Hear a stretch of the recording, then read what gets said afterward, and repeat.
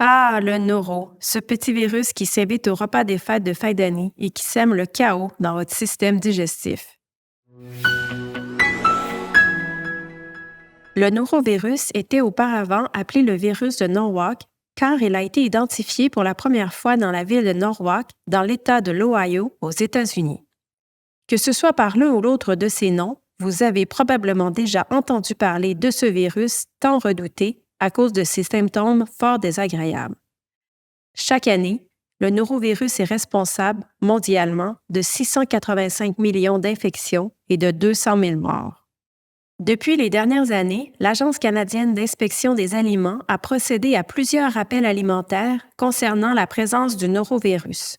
Par exemple, en juin 2023, elle rappelait 4 produits impliquant des framboises congelées. De manière générale, les petits fruits et les huîtres sont souvent ciblés lors de rappels alimentaires impliquant le norovirus.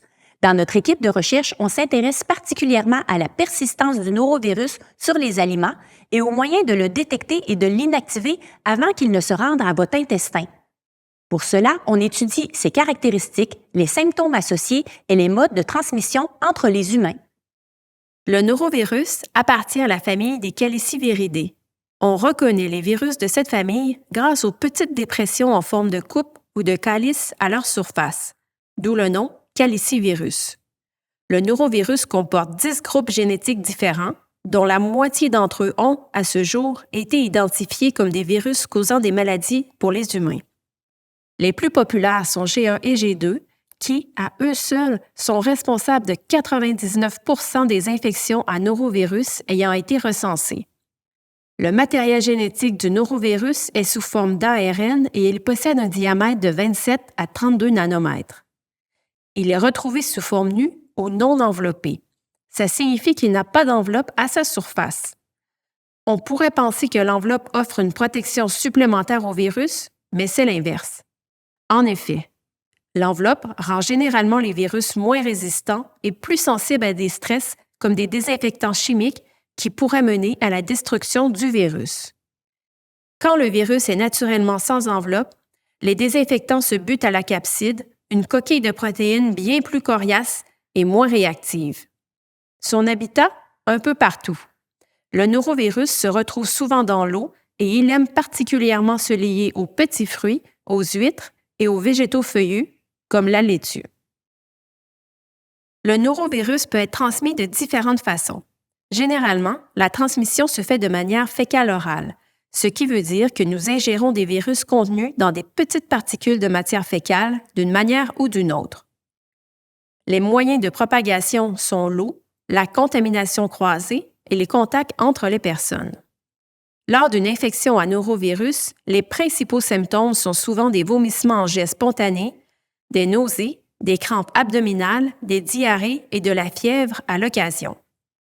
Après avoir été en contact avec le norovirus, sa période d'incubation dans votre corps varie de 24 à 48 heures.